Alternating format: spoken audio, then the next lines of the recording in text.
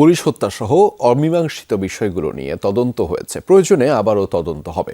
ঠাকুরগাঁয়ে এক অনুষ্ঠানে কথা বলেছেন এলজিআরডি মন্ত্রী মির্জা ফখরুল ইসলাম আলমগীর। এদিকে প্রধানমন্ত্রী তারেক রহমান তার ঘোষিত প্ল্যান বাস্তবায়নে কাজ শুরু করেছেন বলেও জানিয়েছেন জনপ্রশাসন বিষয়ক উপদেষ্টা ইসমাইল হোসেন জবিউল্লাহ। সাপ্তাহিক ছুটির দিনে মন্ত্রী প্রতিমন্ত্রীদের অনেকেই অবস্থান করছেন নিজ নিজ এলাকায়, কেউ কেউ ঘুরে দেখেন উন্নয়ন কর্মকাণ্ড। খরচ বাঁচে 65% পর্যন্ত। ওয়ালটন বিএলডিসি ফ্যান ছড়ায় স্বস্তির সবুজ হাওয়া। দায়িত্ব গ্রহণের পর উন্নয়নের বার্তা দিলেন এলজিআরডি মন্ত্রী মির্জা ফখরুল ইসলাম আলমগীর। জুমার নামাজের পর ঠাকুরগাঁওয়ে একটি মাদ্রাসা ও লিল্লা বোর্ডিংয়ের বহুতল ভবনের ভিত্তিপ্রস্তর স্থাপনের মাধ্যমে শুরু হলো তার জনকল্যাণমূলক কর্মকাণ্ড।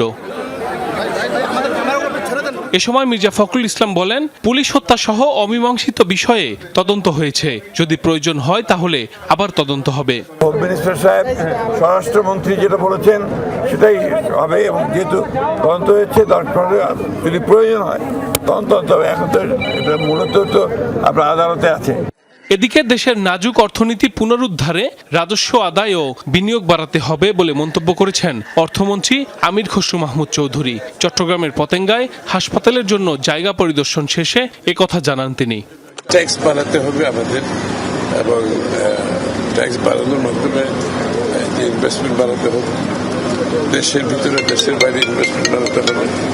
চাঁদপুরে সাংবাদিকদের এক প্রশ্নের জবাবে শিক্ষামন্ত্রী ডক্টর এহসানুল হক মিলন জানিয়েছেন, শিক্ষকরা শিক্ষকতার বাইরে অনুমতি ছাড়া অন্য কোনো পেশায় থাকলে তাদের বিরুদ্ধে তদন্ত সাপেক্ষে ব্যবস্থা নেওয়া হবে।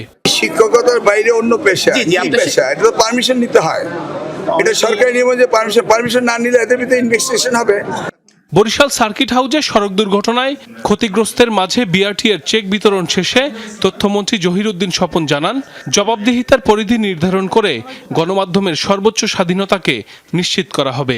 জনগণের কাছে তথ্যের একটা অবাধ সরবরাহ নিশ্চিত করা এবং সাংবাদিকদের সঙ্গে বা সংশ্লিষ্ট সকল অংশীদারদের মতামতের ভিত্তিতেই আমরা একটা জবাবদিহিতার পরিধি প্রথমে নির্ধারণ করব, তারপর সেই পরিধির সীমানার মধ্যে আমরা সর্বোচ্চ স্বাধীনতাকে নিশ্চিত করব। সকালে সুনামগঞ্জের হাওরে বিভিন্ন ফসল রক্ষা বাঁধ এবং কাজের অগ্রগতি পরিদর্শনকালে পানি সম্পদ মন্ত্রী শহীদুদ্দিন চৌধুরী আনি বলেন, বিগত আমলে হাওর রক্ষায় দুর্নীতি ছড়িয়ে পড়েছিল, ভবিষ্যতে যেন আর এমন না হয় সেজন্য জিরো টলারেন্স নীতি গ্রহণ করবে সরকার। দায়িত্ব নিয়েই আজকে মানুষের পাশে দাঁড়িয়েছি, এটা আমাদের নির্বাচনী প্রতিশ্রুতি। আমরা প্রতি বছর যেন এই কাজগুলা সুন্দরভাবে হয় এবং সম্পূর্ণভাবে দুর্নীতিমুক্ত। রাজশাহীতে সরকারি জমি দখল করে অবৈধভাবে বহুতল ভবন গড়ে তোলার অপরাধে সাবেক বিভাগীয় কমিশনার হিলাল উদ্দিন এবং জড়িত অন্যান্য আমলাদের বিরুদ্ধে তদন্ত করে ব্যবস্থা নেওয়ার কথা জানিয়েছেন ভূমিমন্ত্রী মিজানুর রহমান মিনু। দেশকে স্বাধীনতা সার্বভৌমত্ব রক্ষা করার দায়িত্ব আমাদের সবাই, আর প্রশাসন এক একটা উইং এক একটা মন্ত্রণালয়ের আওতায় চলে। এদিকে লক্ষ্মীপুর সার্কিট হাউসে সাংবাদিকদের সাথে আলাপকালে প্রধানমন্ত্রীর জনপ্রশাসন বিষয়ক উপদেষ্টা মোহাম্মদ ইসমাইল জবিউল্লাহ জানান, প্রধানমন্ত্রী তারেক রহমান তার প্ল্যান বাস্তবায়নের কাজ শুরু করেছেন। একটি দক্ষ মেধাভিত্তিক প্রশাসন গঠনের মাধ্যমে বৈষম্যহীন ও দুর্নীতিমুক্ত দেশ গড়ার প্রত্যয় ব্যক্ত করেন তিনি।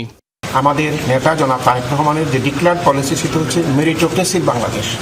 আমাদের একটা দক্ষ, একটা নিরপেক্ষ, মেধাভিত্তিক প্রশাসন আমরা বাংলাদেশের জনগণকে উপহার দেব, এবং যারা জনগণের সেবক হিসেবে জনগণের কাজ করে, প্রশাসক হিসেবে নয়।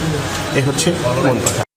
মাদারীপুরে দলীয় অনুষ্ঠান শেষে শ্রম, প্রবাসী কল্যাণ ও বৈদেশিক কর্মসংস্থান প্রতিমন্ত্রী নুরুল হক নূর বলেন, গণঅভ্যুত্থান পরবর্তী রাজনীতিতে মানুষ পরিবর্তন চায়।